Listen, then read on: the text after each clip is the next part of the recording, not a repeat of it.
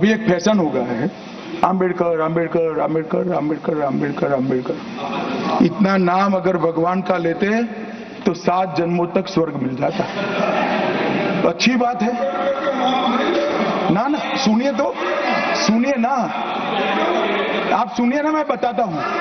हमें तो आनंद है कि आम्बेडकर का नाम लेते हैं। आम्बेडकर का नाम अभी 100 बार ज्यादा लो, परंतु साच अर्थ में आम्बेडकर जी के प्रति आपका भाव क्या है ये मैं बताता हूं। अमित शाह की बाबा साहेब आम्बेडकर के प्रति की गई टिप्पणी को लेकर अब उनका विरोध शुरू हो गया है। जहां उनकी टिप्पणी पर देश भर में विरोध प्रदर्शन का दौर देखा जा रहा है और अमित शाह के बयान के बहाने भाजपा अब विपक्षी दलों के निशाने पर आ गई है। तो वहीं आम नागरिकों में भी अमित शाह के आम्बेडकर जी के प्रति बोले बोल पर रोष के सुर मुखर हो रहे हैं। सागर में भी अमित शाह की टिप्पणी पर जमकर आक्रोश देखा गया। वहीं इसके साथ ही यहाँ सीधे तौर पर सबको समानता का अधिकार देने वाले बाबा साहेब के प्रति अमित शाह की सोच पर सभी आक्रोशित होकर उनकी टिप्पणी की निंदा कर उनसे माफी मांगने की आवाज उठा रहे हैं और इस पर खेद व्यक्त कर अमित शाह के माफी नहीं मांगने पर उनके खिलाफ सड़कों पर प्रदर्शन का भी मन बना चुके हैं। बाबा साहेब आम्बेडकर के प्रति जो टिप्पणी अमित शाह ने की है उससे सबसे गहरा आघात अनुसूचित जाति समाज को लगा है। तो वहीं विपक्षी दल कांग्रेस ने भी पूरे मामले में आक्रामक तेवर अख्तियार कर अमित शाह के बयान को लेकर भाजपा पर जुबानी हमला बोल उसे संविधान विरोधी अनुसूचित जाति विरोधी करार दिया है। देश के प्रधानमंत्री ने भारत रत्न बाबा साहब डॉक्टर भीमराव अंबेडकर का अपमान ही नहीं किया बल्कि समूचे संवैधानिक व्यवस्था पर, जो कि वो खुद संविधान से जाकर शपथ लेकर वहाँ बैठे, उन्होंने संविधान की शपथ का भी उल्लंघन किया है, जिसके लिए उन्हें नैतिक तौर पर देश से माफ़ी मांगना चाहिए और बाबा साहब के अनुयायियों से माफ़ी मांगना चाहिए।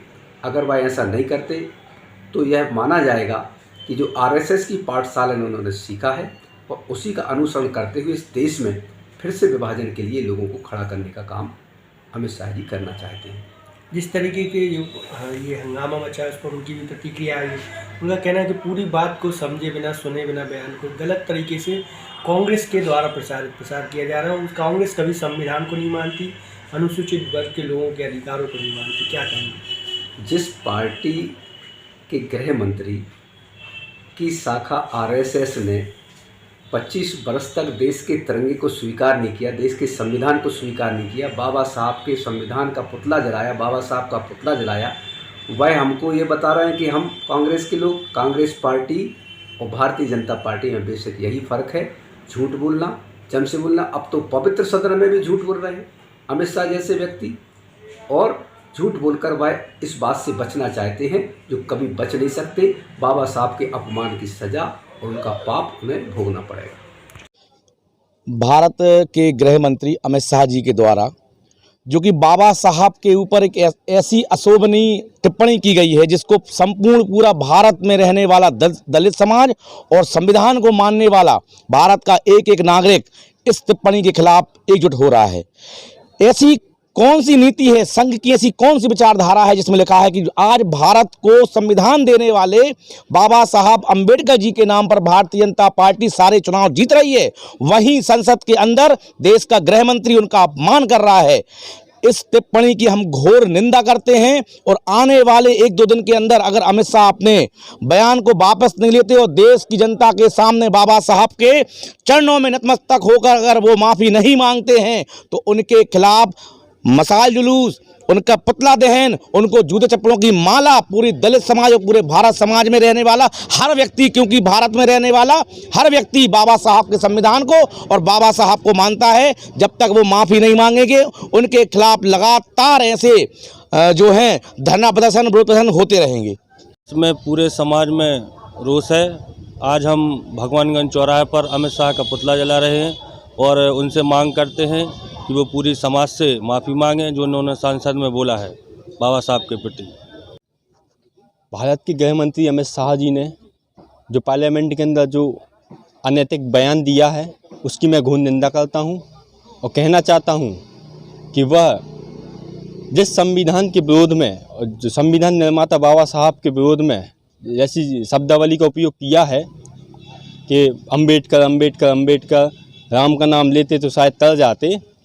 तो मैं उनसे यह कहना चाहता हूँ कि ये वही अंबेडकर साहब हैं जिन्होंने राम का नाम लेने का अधिकार हम दलित समाज के लोगों को दिया है। ये वही बाबा साहब हैं जिन्होंने विश्व रत्न, और पूरे भारत में तो छोड़िए विश्व में इनकी पूजा की जाती है। आपके प्रधानमंत्री नरेंद्र दामोदर दास मोदी स्वयं सुप्रीम कोर्ट जाते हैं और बाबा साहब की मूर्ति की स्थापना करते हैं, और उसके बावजूद बाबा साहब का विरोध आप पार्लियामेंट के अंदर करते हैं। इसकी मैं घोर निंदा करता हूँ, जिसका विरोध हम लोग पूरी जोर शोर और तन मन धन से करेंगे। बड़े ही सर्वोच्च नेता हम माने जाते हैं और एक गरिमा पद पर है, और संविधान के निर्माता भीमराव अम्बेडकर टिप्पणी कही है। देखिए, ये कहा जाए बड़े ही शर्म की बात है कि देश का गृह मंत्री अमित शाह विश्व रत्न बाबा साहेब डॉक्टर भीमराव अम्बेडकर जी के बारे में इस तरह की शब्दावली का उपयोग करता है। और बाबा साहब अम्बेडकर ने सर्व समाज के हित की बात की है, ना कि केवल दलितों या पिछड़े वर्ग की बात की है। सर्व समाज को लेकर बाबा साहब की धारणा एक रही है, और अमित शाह का जिस तरह का यह बयान, इसकी हम घोर निंदा करते हैं। और यदि वह सदन के सामने माफ़ी नहीं मांगते हैं तो उनका विरोध किया जाएगा, उनका पुतला दहन या जो भी नीति रहेगी उनके विरोध के लिए की जाएगी। बाबा साहब अम्बेडकर जी, जो कि हमारे संविधान के रचयिता हैं, उन्होंने संविधान देकर भारत के एक एक नागरिक को सिर ऊंचा करके अपनी जीवन यापन करने की उन्होंने ताकत दी थी। ऐसे बाबा साहब अम्बेडकर जी के लिए, जो कि भारत रत्न हैं, उनके ऊपर अशोभनीय टिप्पणी करना ये अच्छे राजनीति, एक अच्छे राजनीतिक कुशलता की पहचान नहीं है। माननीय बाबा साहब अम्बेडकर जी, जिन्होंने एससी समाज के लोगों को, जो कि बहुत लंबे अरसे तक एससी समाज के लोगों को जहाँ पे कुचला गया, वहाँ पे उनको एससी समाज के लोगों को उन्होंने अपने पैरों पे खड़े करने की एक शक्ति प्रदान की। आज जहाँ भाजपा जब भी चुनाव आते हैं तो एकता के लिए एक हैं, एक रहोगे तो कटोगे नहीं, इस प्रकार के वो नारे देते हैं। जो ये नारे कहीं से कहीं तक उनके लिए सूट नहीं करते। जो बाबा साहब के अम्बेडकर जो संविधान के खिलाफ में हैं, और वो बटोगे तो कटोगे के जो नारे दे रहे हैं, वो नारे कहाँ से कहाँ सूट कर रहे हैं। आप है ना बाबा साहब अम्बेडकर जी के ऊपर टिप्पणी कर रहे हो, और दूसरी तरफ आप है ना उनका बटोगे तो कटोगे के आप नारे दे रहे हैं। तो सीधी सीधी बात है कि भाजपा ने जो जातिगत विभाजन का काम करती है, एससी के खिलाफ में काम कर रही है, एससी के लोगों को दबाने का काम कर रही है, और जो ये इसका सीधा साधा जागता उदाहरण बाबा साहब अम्बेडकर जी के ऊपर टिप्पणी करना है। मैं पत्रकार मीडिया के माध्यम से कहना चाहता हूँ कि आप इसमें अगर आप माफ़ी नहीं मांगते तो समूचे भारतवर्ष में इस पे विरोध प्रदर्शन होगा। जब तक विरोध प्रदर्शन निरंतर जारी रहेगा, जब तक आप माफ़ी नहीं मांग लेते। बाबा साहब अम्बेडकर जी ने हम लोगों को सिर ऊंचा करके जीवन यापन करने की ताकत दी है, और हम सब लोग बाबा साहब अम्बेडकर जी के साथ में, अगर उन्होंने टिप्पणी की है और उस पर अगर वो माफ़ी नहीं मांगते तो हम लोग लगातार इस पर विरोध प्रदर्शन करेंगे। भारत के गृह मंत्री अमित शाह जी द्वारा जिस तरीके से बाबा साहब का अपमान किया गया संसद में, ये इसकी मैं घोर निंदा करता हूँ। और उनको शर्म आनी चाहिए कि इतने बड़े पद पर आप विराजमान होकर अगर आप बाबा साहब के बारे में इस तरीके से अपमानजनक बातें करते हैं। कहीं ये भाजपा के नुमाइंदे संविधान ख़त्म करने की बात करते हैं, कहीं ये बाबा साहब का अपमान करते हैं। अगर अमित शाह जी माफ़ी नहीं मांगेंगे तो इसकी हम लोग विरोध करेंगे और धरना प्रदर्शन करेंगे।